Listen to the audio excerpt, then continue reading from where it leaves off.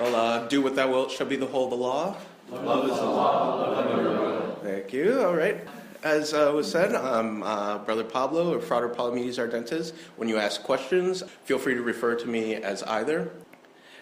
Sikhism is something that we really don't seem to study much, not just in Thelema, but also here in the West.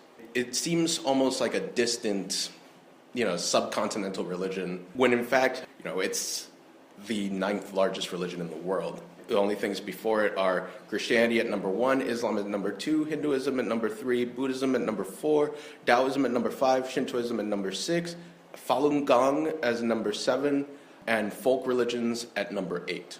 That would make Sikhism fairly large at 28 million adherents around the world.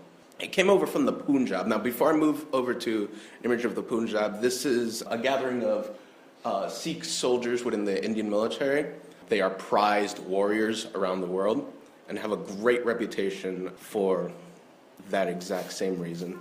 Here you see, this is India as we know it today, and that is the region we know as the Punjab. This is the historical home of most Sikhs. So what I showed you on the map was just this delineated area here. But historically, this is now Pakistan, and that would be the capital of Pakistan right there. All of that is actually Punjab speaking and inhabited by Sikhs. So that would make what would previously be known as, the Sikh Empire, core lands as belonging to 2 separate countries. However, they are mostly ghetto-sized in India into the Punjab region. Pakistan being a vehemently Muslim country, doesn't know exactly how to feel about them, but doesn't exactly do anything to kick them out either, because to anger a Sikh is probably a very bad idea. So Sikhism, mostly, when I mention Sikhism, what are some words that pop up to mind for all of you? Warrior. That's definitely the top one. International reputation from their beginning days all the way to the British Empire and to today. Sikhs have been known as international warriors and have developed, as the title of the talk says, into warrior saints. They're very much their reputation. They're very bhakti and meditation centered, but that's not all of what they are, as you'll find out. To truly understand Sikhism, you have to understand their concept of gurus and what a guru is to them. This is one of my favorite images recently painted by a Reddit user of the Sikh gurus. It's gorgeous. So to them, a guru is not just, say, the guy down the street who gives you good advice. To them, literally, God, Waheguru, is the highest guru. To them, God is a guru. And therefore, the 10 gurus that define Sikhism are what we would know as more in a Western concept as sort of like prophets of sorts that carry and continue divine law. They believe that the spirit, all the way from Guru Nanak, the first guru, to the Guru Granth Sahib, which is their holy book, and their living guru, is all one soul. Basically, transfers to one guru after another. What you'll see here is, at the bottom, you see Guru Nanak in the olden days teaching his followers, and that would be around the late 1400s. Now we're talking about 1480 to 1539. All the way up to the various gurus, including, sadly, this kid guru who lived for 14 days, I think. We'll get to that. To Guru Gobind Singh, their greatest warrior guru, as such you see just warrior images up here. To the now living guru, the Guru Granth Sahib, this book right here.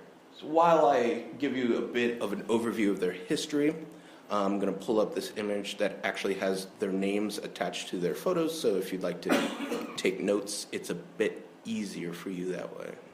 Over here we have Guru Nanak Devji. So Devji is a sort of honorific title, like holy, blessed, etc., what have you.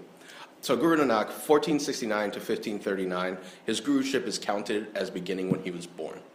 So, mystical ideas of any religious founder. He came out of the womb already spewing wisdom, whatever. He was raised to study many religions and languages. Where he lived in the Punjab region was basically a crossroads of religions, philosophies, languages. So we're talking Hinduism, Buddhism, Islam, the Bhakti movements, Zoroastrianism, various Indo-Iranian beliefs that just coalesced together. By the time he was in his mid to late teens, he already could speak a multitude of languages and was very well acquainted with many of the world's various religions. Now, if you talk to very traditional Sikhs, they'll claim that, oh no, he never studied any of these religions. He was just, the inspiration just came directly from God. And if you talk to more rational Sikhs, they'll say that, of course, the inspiration came from God, but it's all through the people he met in his life that led him to understand the spiritual reality of things. So he was well known for basically pissing off his parents by hanging out with hermits, magi, and Sufis, especially Sufis. They had a reputation back then of just being sort of vagabond criminal types. And his best friend was actually a Sufi minstrel known as Mardana. So the reason that Sikhs have their entire worship ceremony is musical, and they're very musical when it comes to worship services, is because of Mardana, who would just basically travel around as his bard, his personal bard, and perform music whenever the guru was preaching or teaching or just walking around, and would proclaim his glories and everything. Wouldn't we all want someone like that just basically following us around? He also challenged the Mughal bureaucracy of his time and the Hindu castes and priesthood, and renounced monasticism, advocating a social life that advocated progress. So this was revolutionary. Not only was he saying, screw you to the caste system of the Hindus, but also screw you to the bureaucracy of the Muslim rulers of the time. And he also thought monasticism was useless. So he was just pissing off people all around. But his followers viewed this as absolutely genius and revolutionary, because now he was preaching what had never been preached before. To truly live a fully spiritual life, one needs to be in the world instead of outside of it, which is something we can relate to in Thelema. Thelema doesn't exactly advocate monasticism or asceticism of any kind, but we are very much in the world, the joy of life sort of religion. And that's what the Sikhs very much are about. His teachings could be summed up of when he took the Hajj to Mecca. Not being a Muslim, he just took the Hajj anyways, with his friend Mardana, who was a Muslim.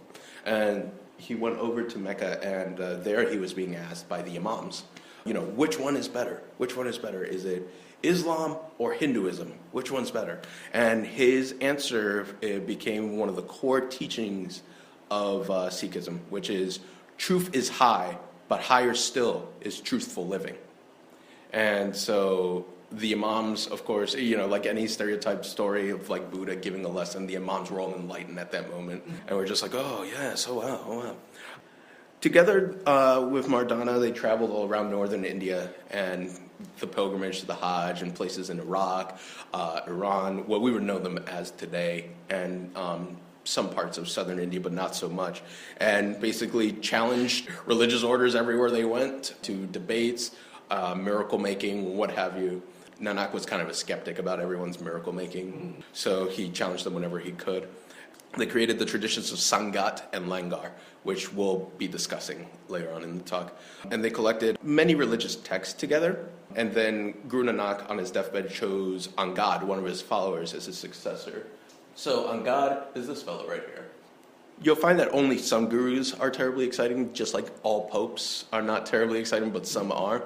Angad was from 1539 to 1552.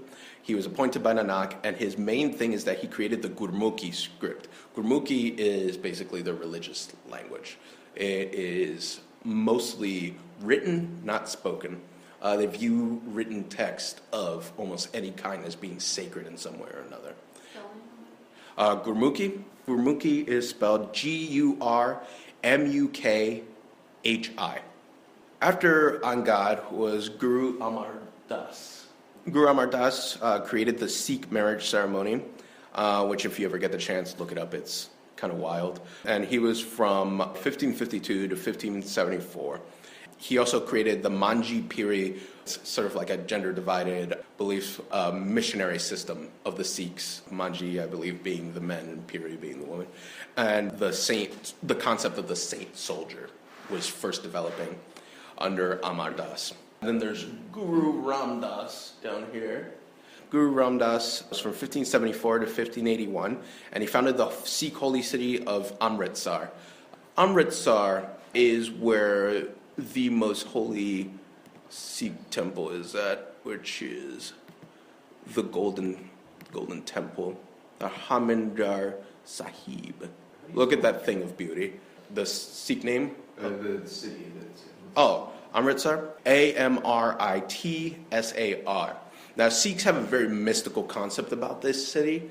To them, it's not just a city or even just a holy city. It's almost like a metaphysical concept of sorts. If you ever hear the concept here in the West, we have of the city on the hill, or, St. Augustine's city of God, in that sort of sense. They have a very similar concept when it comes to Amritsar. The Amritsar that we see here is not the Amritsar of perfection, which is a concept that they have. It's also a concept I learned of recently when talking to the Sikhs. They kept it for a while, and it digs deep into the mysticism of not really a duality, but since they believe of living in the world, they believe in perfecting it.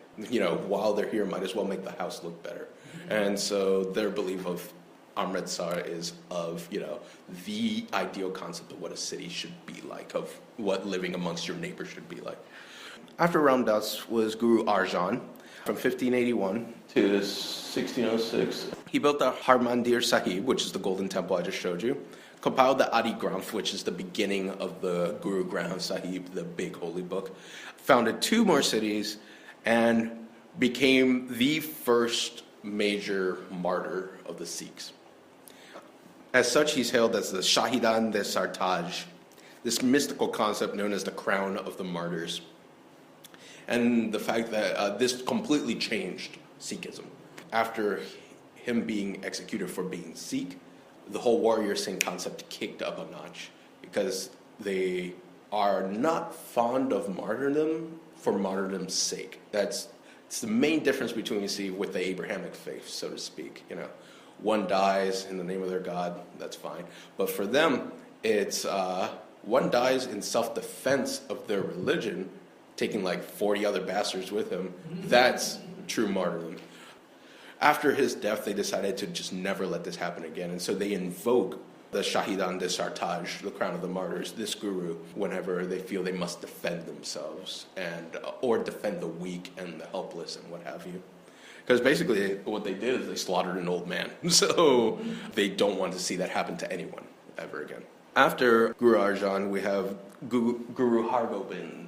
Guru Hargobind, 1606 to 1644, he built the Akal Takht. Now, the Akal Takht has a really cool name, the Throne of the Timeless One. The Akal Takht is also in Amritsar. So the Akal Takht fits along with this concept that I might elaborate on later. The people who decide post the gurus how Sikh religion and society is kind of, they're advisors to the Sikh people. And there's, I think, 5 or 7 different Takhts, and what will happen is they'll all gather together and choose an Akal Takht. Where they'll place someone in the Throne of the Timeless One there, and that person will not be, say, like the Grand Imam or the Ayatollah or the Pope or what have you. That person will be the spokesperson, literally the spokesperson of the Sikh people, because they don't believe anyone has the right to provide religious revelation or any kind, since they have a living guru, which is their holy book. And only through understanding, every individual's understanding of the Guru Granth Sahib may be completely different from the other ones. So it's the Takh's jobs to basically be like, well, this is kind of the community opinion now, let's try to work with this. Basically just to try to build cohesion, in a sense, of social cohesion. It's also a palace of justice. In Sikh imperial times, that's where there was their supreme court of sorts. And also, the title of the person that sits on the Akal Takht is the Jathedar, Jathedar, and that would be the highest spokesman.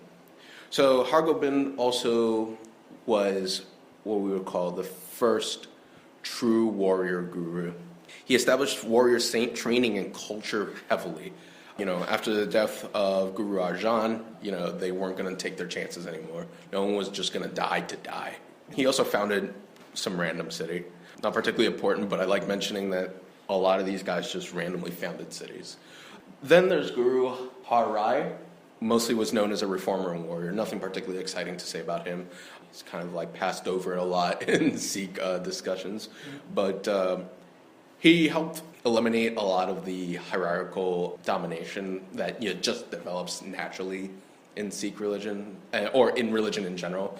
Even if one starts, say, in the community of the catacombs, soon give it a few hundred years and you'll be ruling directly from Rome, something like that, So he put in the reforms to basically stop that from happening, in a sort of sense. And we'll discuss how the Sikhs organize themselves, which is fascinating and mostly due to him. Then there's Har Krishnan. This poor guy ruled from 1661 to 1664, became guru at the age of 5, and died at the age of 7. Known for throwing coins in the air and naming a random town where his successor would be found. That was the main thing. He also was terribly sick, like a sick kid. So he didn't want to be kept in his own tent or hospital, what have you. But what he wanted to do is be put with the other sick, the other people that were suffering. And so he gained this beautiful reputation as basically a kid saint of sorts, because he wanted to suffer with everyone else. And he died amongst the poor. So it's very fascinating. So those coins landed, and he made his decision, and they found Guru Tegh Bahadur. Tegh Bahadur is revered by Hindus and almost all of India for resisting the forced conversion of Hindus by the Mughals. So the Sikhs developed a reputation of not only defending themselves, but the freedom of others. It's very important to them. Hindus were being forcibly converted by the Muslim Mughals, and they decided this was going to stop. So they took their armies and basically fought the Mughals at different steps, and had protests, what have you. And Tegh Bahadur was martyred for refusing to be converted himself. He founded 2 cities, and in India, and amongst the Hindus in particular, he is known by the only person called by this title, the Shield of India. So that's how important he is to even Hindus there. Then there came Guru Gobind Singh, one of the most beloved gurus. And it's because he is the warrior saint, basically incarnate. He was the last human guru from 1675 to 1708.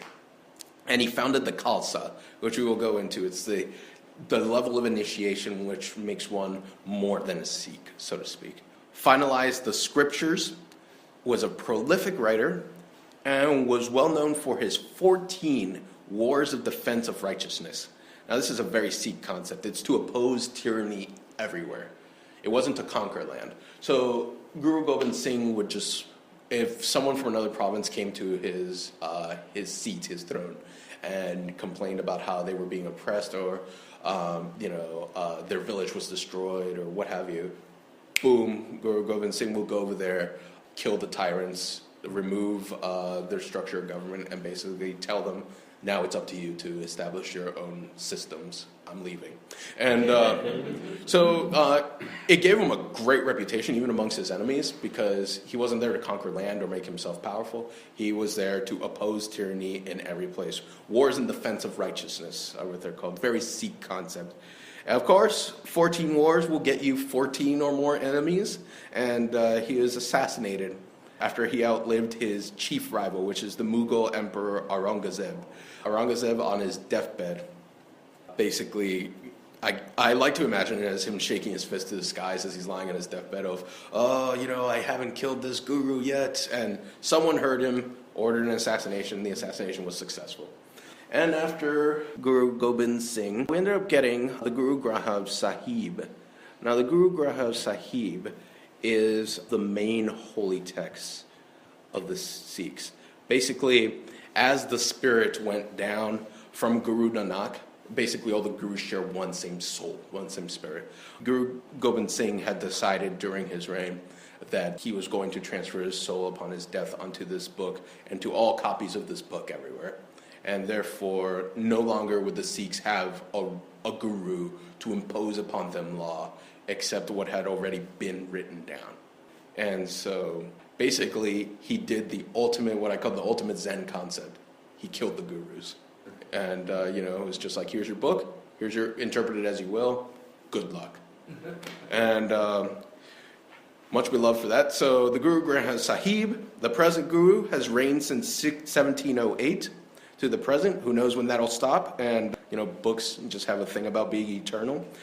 And they must be installed at every service. Every Sikh service you go to, you will see a giant copy of this book, and it's gigantic. And it's installed in sort of its own throne sort of situation. The O.T.O Granth is sort of the nickname for it for short. If you remember, one of the previous gurus had written most of the O.T.O Granth, or compiled it, because it's made up of not just Sikh tales or teachings and poetry, what have you. It's a very poetic work, and it's meant to be sung. You can't read it monotone. It's viewed as an insult. You're supposed to sing it and celebrate it. It's made up also of Sufi lessons and Sufi songs and poetry, Hindu lessons and poetry, Zoroastrian lessons and poetry, and then it's all coalesced because the Sikhs believe that they are the culmination of religious belief. There's a Dasam Granth, which is sort of a secondary book, not as important as the Living Guru, but still a book that Sikhs tend to go to learn some of their lessons. It's Guru Gobind Singh's hymns and biography, and that's until Sikh reformers later on, fairly recently in the grand scheme of things, decided to just say, seems really strange that we are reading the autobiography of a guru as a holy text, so let's not do that anymore. But people still kind of do it from time to time. It's just not a required thing. Let's discuss some fairly esoteric Sikh concepts here. So one of the things with the Sikhs is they have this deep concept of the unity of God. The oneness of God is absolutely important to them. If you try to tell them, say, about Jehovah or Allah or even the Tao, or, you know, even if you wanted to go up and talk to them about Ra or what have you, they would just be like, oh, that's just the Ik Onkar. Ik Onkar, I-K-O-N-K-A-R, translates literally to the one supreme reality, which is the God that is everything. They also call him Waheguru, the greatest guru, which Waheguru also literally means wondrous enlightener. Because there is a oneness of God in all things, that must mean that all religions must be true in some way or another.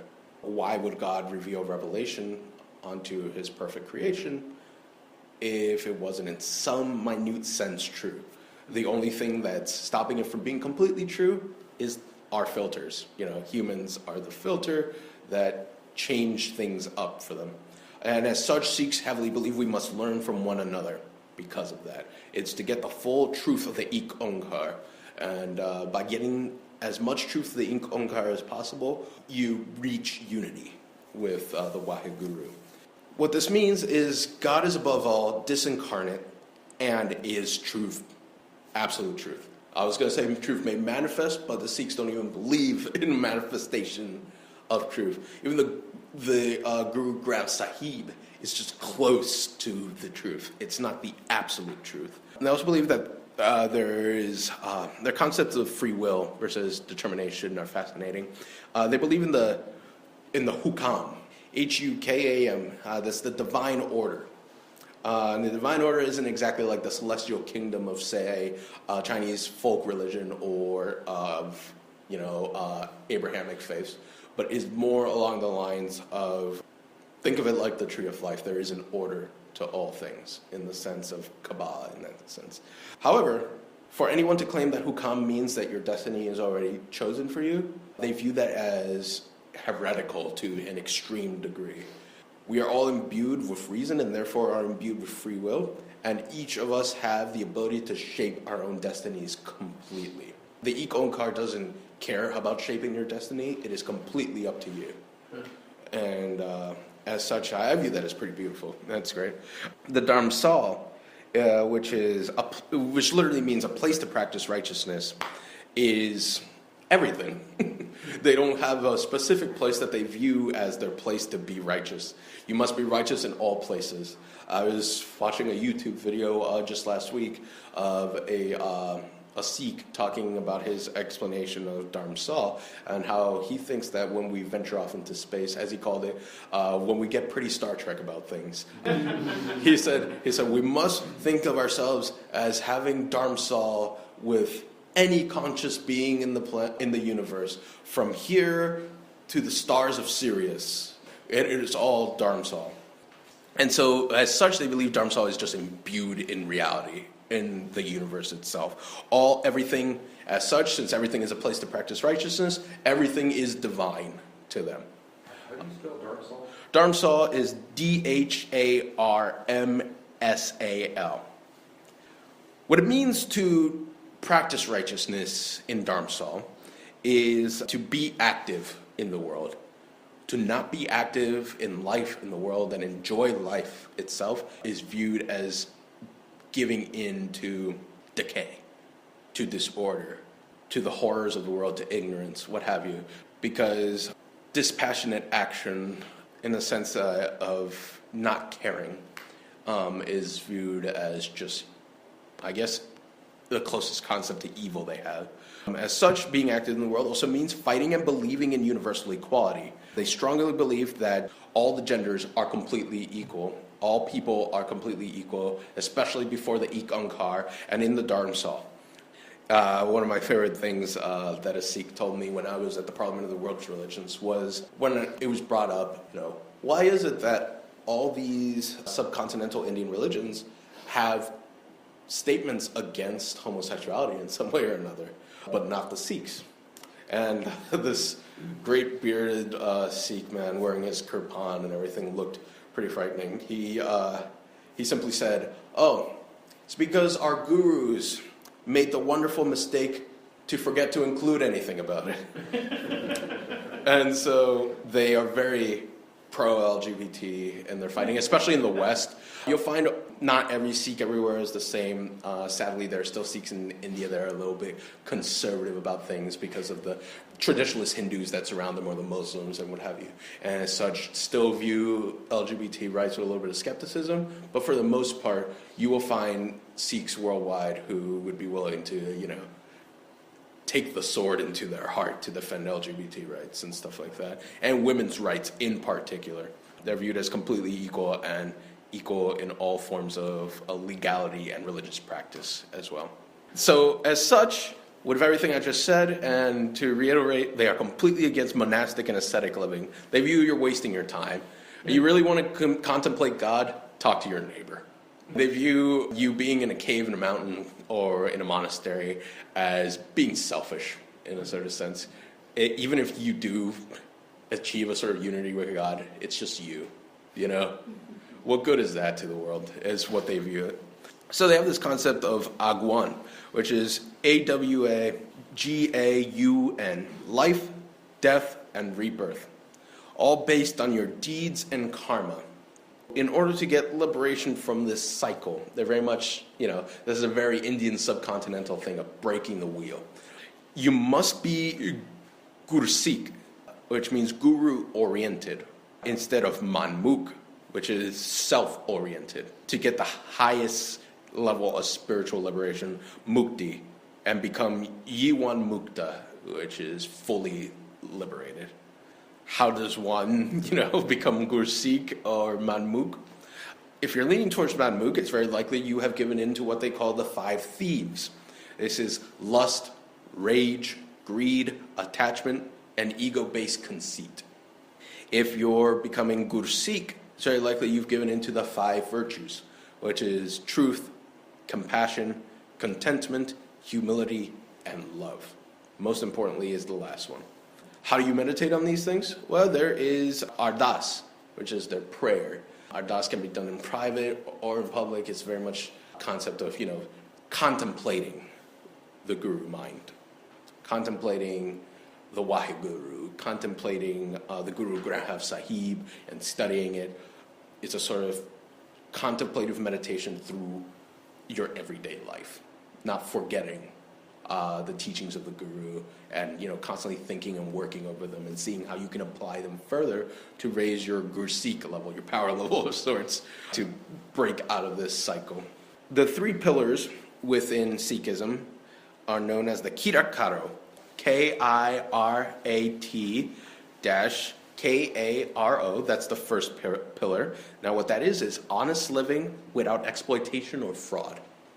One must live an honest life, not just for oneself, but to be an example for others. And just because living an honest life just feels good, is what they say. That definitely to them means you must not exploit people, and you must fight against exploitation and fraud. These bring one back to the 5 thieves. If you give into exploitation and fraud, even at the smallest level, and that will keep you getting reincarnated in the worst possible ways.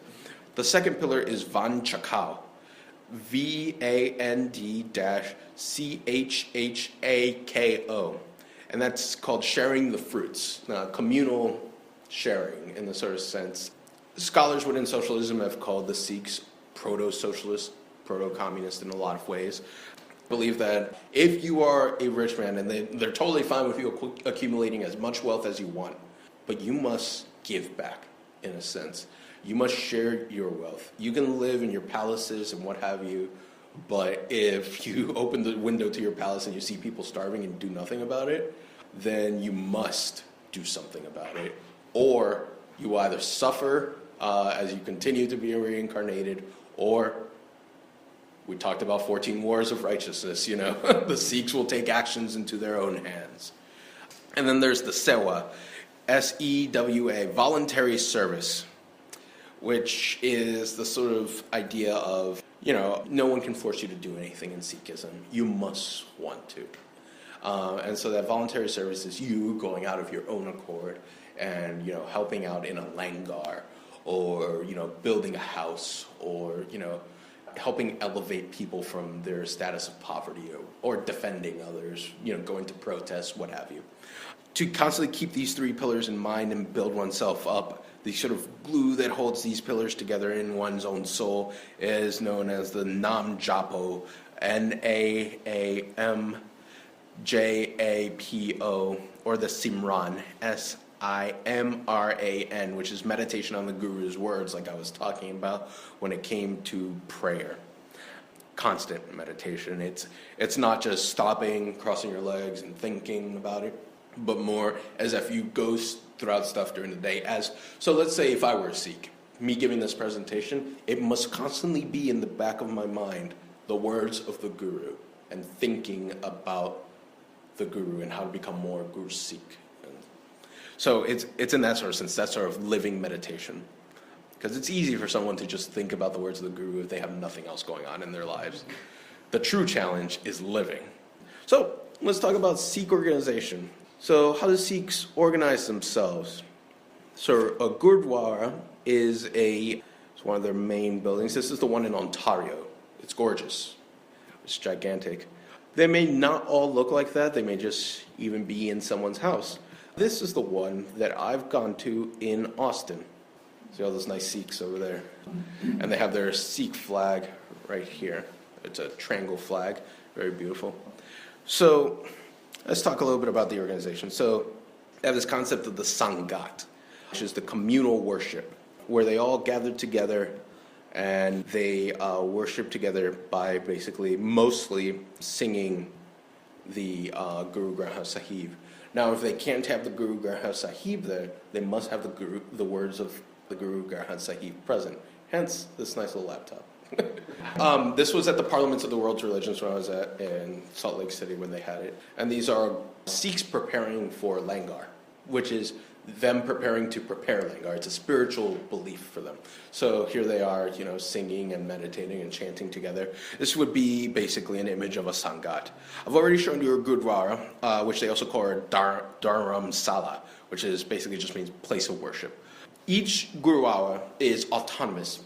We talked about how, since there are no more living gurus except the book, and the book can be anywhere, they don't have that strong structure. Each Gurdwara basically decides for themselves how they want to organize. Sometimes in alliance with other Gurdwaras, or even with exactly what the Akal Takht wants, what have you, or just what they are doing themselves. And they can decide their own ways completely. Now what's happening here is known as the Shabad Kirtan. Shabad Kirtan is religious singing. As I was saying, They sometimes do these sort of call and response things where someone will sit in the front with the musical instruments. As you can see, these guys here have the musical instruments. And so they'll sing sections of the Guru Granth Sahib, and people will usually respond in a sort of meditative, Waheguru, Waheguru, Waheguru, Waheguru. And so it's beautiful and fun. And so the Shabad Kirtan is their main expression of communal religious practice. They're singing. Now, my favorite expression of Sikh belief is the langar, because it is delicious. I was able to go to one of the world's largest langars, which is held at the Parliaments of the World's Religions. It was instituted by Guru Nanak. Now, what the langar is, it's a meal that they cook. It's usually vegetarian, and anyone that goes there must sit on the floor in rows to designate that no one is above the other. Even visiting dignitaries of states, other major political figures. Famously, the Sikhs would make the Mughal emperors that came to visit sit down on the floor next to some random beggar, and on one side and the guru on the other. I actually, it's a fantastic service, and I particularly love for it. I met one of my partners at this langar because we were just randomly assigned to sit next to each other. So even romance can blossom at a langar. Sikhs view any visit to a gurudwara as being just incomplete if there's no langar. To share a meal with one another is sacred. It is absolutely crucial to feed one another and to be with one another in this sort of meal sharing. They sing hymns during the preparation. I was there, I volunteered once. Eventually after you eat enough langars in a row, you're just like, well, I guess I should help out, And so I went and I helped out, and they're, stirring giant tubs of beans or what have you, and they're singing and everything, and they're all joyous and chatting with each other. Now, Sikhs are very high believers in purity, and I'm not. So what ended up happening is, of course, I would touch the wrong thing with my hands, and they would be like, oh, go wash your hands again. And this would happen like 10 times in a row. And eventually I just couldn't take it anymore. But yeah, no, langars are great. Their concept of purity is just sort of something that culturally evolved over time, really. And so they don't give a name to it except go read the Guru Granth Sahib, which is what every Sikh will tell you if you try to ask about any of that. Okay, so let's talk about the Khalsa, which is actually one of the most important parts of modern Sikhism, for sure. The Khalsa means pure. So here's an image of some modern Khalsa. They're designated mostly by their blue. They're initiated Sikhs in a secret ritual, somewhat secret, most people know what happens, but somewhat secret ritual known as the Amrit, in which men take on the name Singh. So if you meet a Sikh that has Singh as part of their name, they've been initiated into the Khalsa. If they have Kaur, K-A-U-R, into their name, they are women that have been initiated into the Khalsa. Singh means lion, and Kaur means princess. Now it's interesting because in the West we may view the concept of princess as fairly Disneyfied, but to them in Sikh history, princesses have been responsible for beheading enemies and leading warriors into battle, and have been great generals. Can I ask, what if you come upon a woman whose name is Singh? That's interesting. It may, two things, and of course I've said every Gurdwara is different. It may have to do with their gender identification in some way or another, or if they completely identify as a woman, it's because over time, Singh just became a last name in a lot of ways. So very likely passed down in a sort of sense. And, it's also to show that their lineage comes from the Khalsa and stuff like that. So they're the pure, they go through their ceremony of Amrit. This is a modern Amrit, which includes their baptismal section right there. This is one of the public ceremonies that most people are able to see pictures of. So baptism plays a crucial part in their initiation. Now the first Amrit is wild. As we remember, Guru Gobind Singh was a warrior and everything like that, but so how do I phrase this? So Guru Gobind Singh, when he founded the Khalsa, he founded them at this particular ceremony, what we see the representation of here. Not just these guys, but also this woman. Guru Gobind Singh called for volunteers to be beheaded. And those 5 guys were just like, sure, you know, I'll do it. The guru wants it, I'll do it. You know, it can't possibly be that bad. And not just that, those guys may have come up, but this lady was the one who brought the sword and the water. And so Guru Gobind Singh was just like, you know, oh, you know, look at this, already an initiate without, you know, me having to do anything, blah, blah, blah. You know, she already knew sort of what needed to happen. So what happened is he took them all one by one into this tent that's behind, and you know, conducted the secret initiation of Amrit. And then they would come out wearing, you know, like their new robes, and you know, the sword will be shown as like being covered in blood, and you know, it's just like they have been reborn into a new life. And that, you know, the secrets of their initiation involve a lot of rebirth. So the Khalsa abide by the 5 Ks, which are part of their code of discipline known as the Rahib Maryada. Now, the Rahib Maryada is very developed, but this is the most important part. The 5 Ks.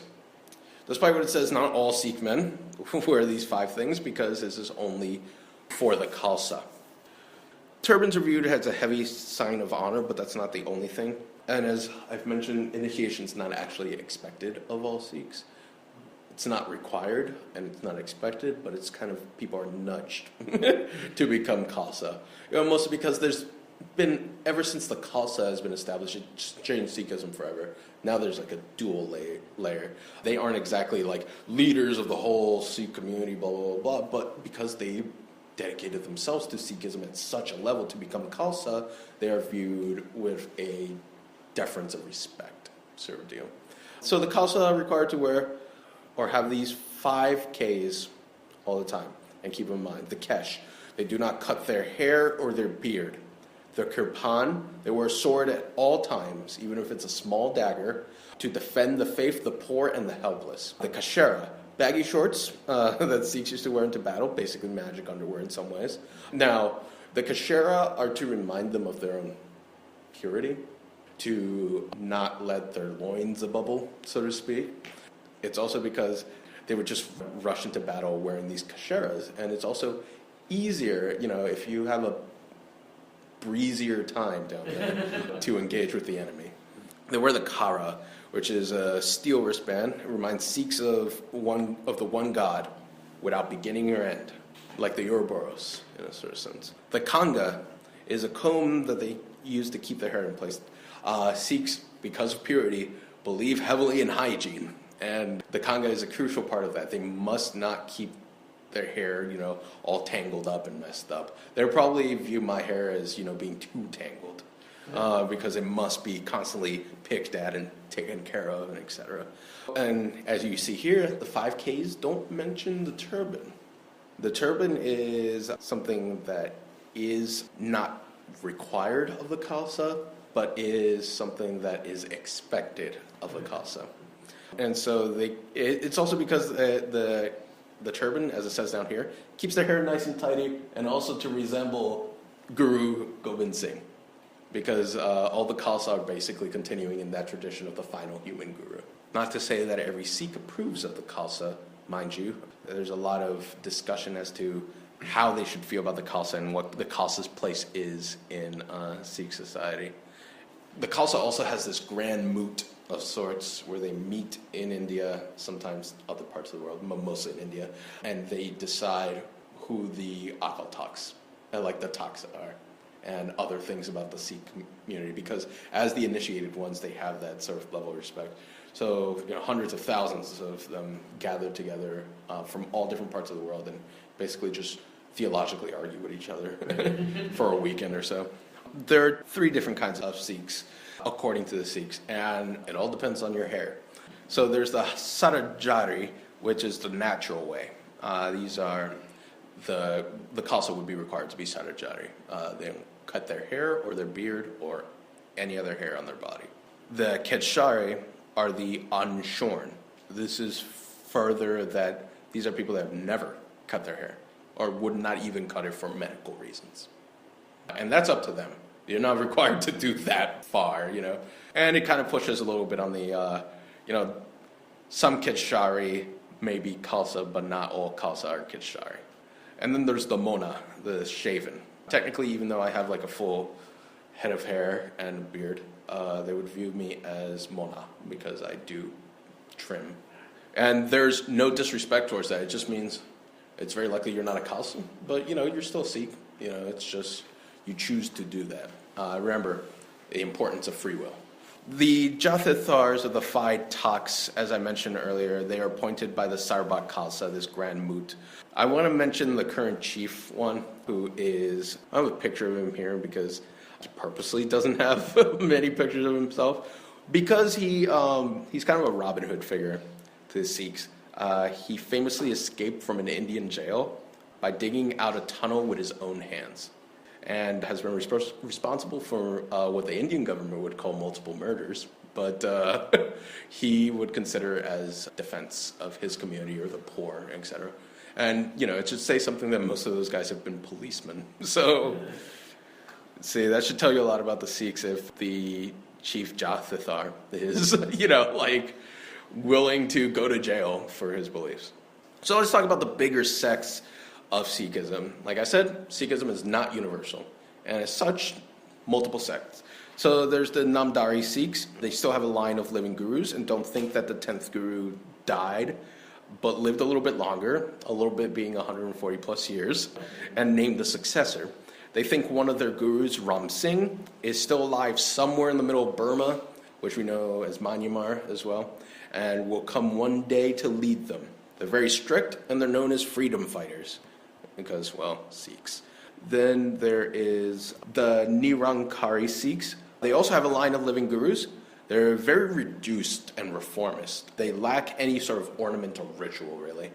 And they're very Quaker-like, is the best way to describe them. Mostly like chanting their mantra of glory, glory to the formless one, which is also something that appears in a couple of rituals within Thelema. So they do an interesting practice of, so when you die, they're just like, well, the soul's gone, this person doesn't really matter anymore. So they don't even have like burial ceremonies or anything like that. They just fucking throw you into a river. Like, so as soon as you pass, like, they'll be mourning you while you're dying, and then you die, and they're just like, well, yeah, we're done with you. And they're very big into astrology. It's very important to almost everything they do. There's the Nanak Panthi. The Nanak Panthi are interesting because Nanak Panthi basically is followers of Guru Nanak. That's what it means. And they're mostly Hindus who live in the Sindhi region. And basically what it's likely is that Guru Nanak visited these Hindus, taught amongst them, and they were just like, oh, what a great guy. And then never heard back from any of the other Sikhs ever again. And then they were just like, so nowadays they're just like, oh yes, you know, we can go worship Kali, Shiva, what have you, and we follow the words of Guru Nanak. And so it's very fascinating and weird development for Sikhs, you know, because they're just like, well, they're kind of technically Sikhs, because the main thing to be a Sikh is to follow the words of the Guru. And so the Guru they knew was Guru Nanak. So then there's Ravidasya. Ravidasya was founded by this guy named Ravi Das in the 1300s. They considered themselves Sikh until 2009, and they have their own holy texts, gurus, flag, and everything. They're basically not Sikhs.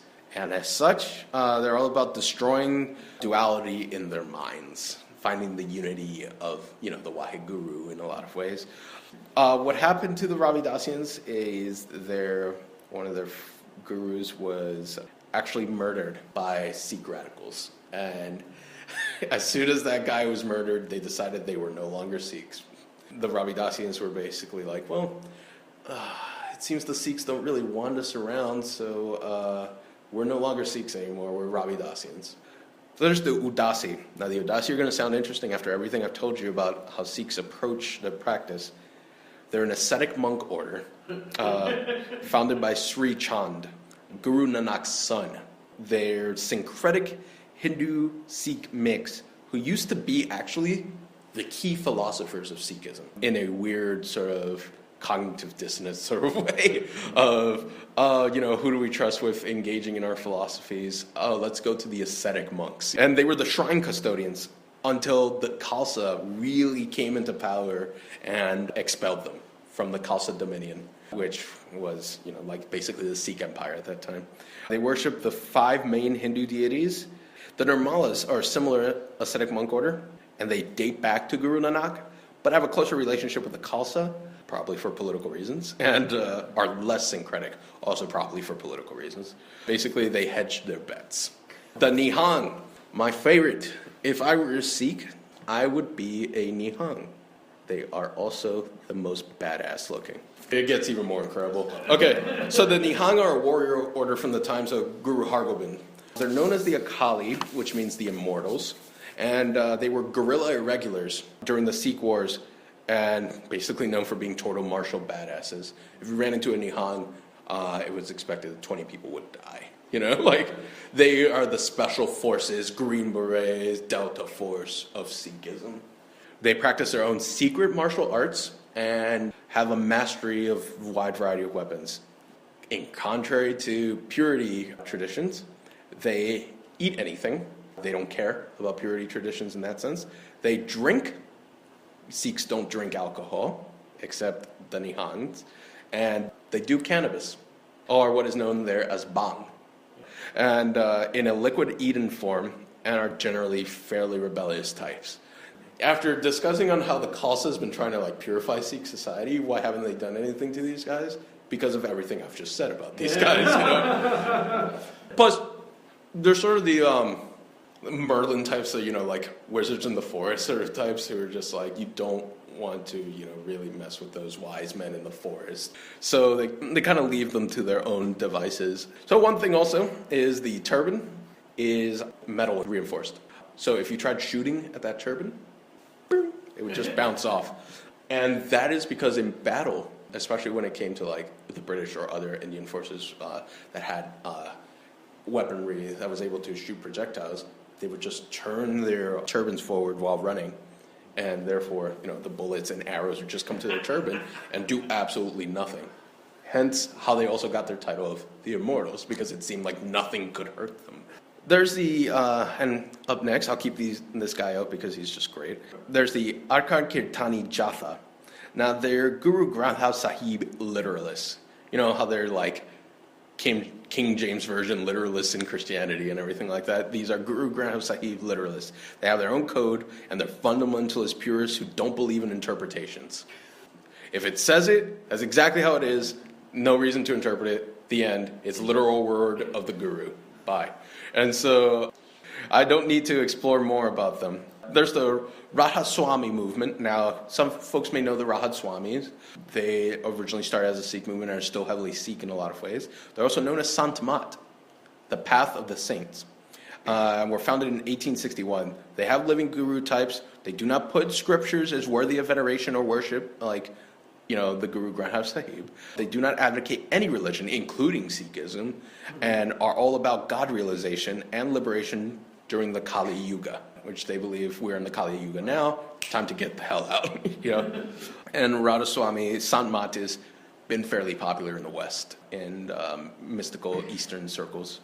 Now we move on to the most relevant sect of Sikhism to Thelema, and that would be the 3HO. 3HO was founded by a Sikh teacher known as Yogi Bhajan with his cute cat. The 3HO stands for Happy, Healthy, Holy. Those are the 3 H's. Happy, Healthy, Holy Organization, also known as the Sikh Dharma Movement. It's founded in 1969, so one of the younger Sikh orders, by Yogi Bhajan here, and has over 250,000 members. They're a fairly large Sikh order. Especially people who join the Sikh Dharma movement part of 3HO, they undertake the Amrit to become Khalsa. And instead of wearing blue or whatever else, they wear white. So they're known as white Sikhs. Other Sikhs will usually call them Gora, which means white. This is a reference to both the fact that Yogi Bhajan's main followers were white Americans, and also because they wear white. So it's like a double joke for Sikhs, I guess. So they're all about Kundalini yoga, which, so are we, and similar systems in Kundalini exploration and meditation. And they welcome all religions, though it definitely has a Sikh focus, without a doubt. They're big on esoteric practices like numerology, astrology, gematria, tantra, the change of aeons. They believe that the Aquarian aeon, or the Aquarian age, began in 2011. And the power of sounds and names is very important to them. So why the 3HO? Why is this particularly important? Because of a Californian chap, Grady Louis McMurtry, in his 3HO outfit. Grady joined the 3HO in 1973. Thankfully, I was able to speak with James McLaughlin, a longtime member of the O.T.O. who lives in Austin, who is good friends with Grady and is a bishop in the EGC. He's able to tell me all kinds of stories. Some of them, of course, involved Grady's drinking and everything. But so Grady joined the 3HO in 1973 and would bring other Thelemites with him to these events. Grady is registered in 3HO records as having undertaken the Amrit. So Grady was a full-on Sikh Khalsa, which is something interesting to think about. And James McLaughlin and some other folks, mostly some other folks, believe that the reason Grady kept his beard growing was because of his own Sikh interpretations. And so that continued. Grady was known to have taught some of Yogi Bhajan's Kundalini teachings and techniques, actually early members of the O.T.O. revival in the 60s and 70s, which also contributed to the ways he explored different concepts of what it means to be O.T.O. And he was very much a warrior type himself. Grady served in the military and constantly referred to things in the O.T.O. with military terms. My studies into Grady's own relation with Sikhism have led me to believe that he was drawn to Sikhism because of its military warrior saint background. He was very much into this warrior saint concept. There have been tales told of him walking into a bar and under emergency military conditions would make everyone Minerval there on the spot. Mostly because he believed heavily in the revival of the O.T.O. at that time and viewed in just undertaking a blitzkrieg of sorts to do so. Grady was known to continue talking about Sikhism. He drifted away from the 3HO the more and more he viewed it as his will to reestablish and propagate the O.T.O. in Thelema. However, he continued to wear his 3HO white outfit for pretty much most of his life. There are various photos of him wearing it, including this one. I was told that he wore it and would invoke Waheguru sometimes when teaching about Kundalini Yoga. So that's interesting to take into account. And was also prone to wear his turban, even unto his death. And under those robes are his 3HO robes, which he asked to be sent into death with. What do we have to learn from Sikhism as Thelemites? Well, Grady definitely thought that besides Sikh approaches to things like Kundalini Yoga and what have you, they were very important to him, but he also definitely believed in the warrior saint aspect of it, the whole idea of defending one's rights. If Grady was any kind of Thelemite, he was definitely a Liber Oz sort of Thelemite. Very much believed in defending the rights of others and himself. So you can view some of Grady's poetries and writings on the concepts as well online. Learn from Grady. He was a Thelemite his entire life as soon as he learned about Thelema. Learn from Grady and go out and explore other religions as well. Find ones that mesh with your will. We can't lock ourselves up. None of the early members of the O.T.O. or of Thelema ever restricted themselves to just Thelema. And I view this as an important lesson that has been lost in a lot of ways. I travel a lot around the world to different O.T.O. bodies. And one thing I've definitely found is there are Thelemites, and then there are people who are Thelema only. And that may be their will. That's fine. I feel you're missing out in a lot. Grady definitely felt that way enough to become an initiated member of the Khalsa. Now keep in mind that that meant that he was able to basically vote for the leadership of the Sikh community, if he wanted to. We can learn a lot from that warrior saint aspect of things, Do a lot more about defending each other and defending those in our society that could use with that defense. I feel that Thelema, and especially Thelema as viewed through Liber Oz, is very much a religion and a philosophy of liberation. And as such, we should help other people and lift each other up, especially when it comes to the forces of superstition, oppression, things that we have declared in the O.T.O. as being our sworn enemies: superstition, oppression, ignorance, that sort of tyranny. And definitely Grady wrote about it and spoke about it multiple times, of his need and the need of Thelemites to fight against those things. So, I recommend visiting your local Gurdwara, see what you can learn from them. If not your Gurdwara, I'm pretty sure you can learn about Sikhism in a wide variety of ways. Now, let me end this particular talk here with Grady quote here that is imbued, in my opinion, with a little bit of Sikhism. Azra Crowley has brought the world the law of Thelema, the law of will, the concept that no person has the right to do other than his true will, and that this law is love, love under will. This is not the soft, sentimental love of the romanticists, but the virile, brilliant love of humanity. The concept that the union of mankind in the brotherhood of Thelema will bring a new aeon of peace and progress for the world. That is worth fighting for. Thank you for listening to me, and love is the law, love under will.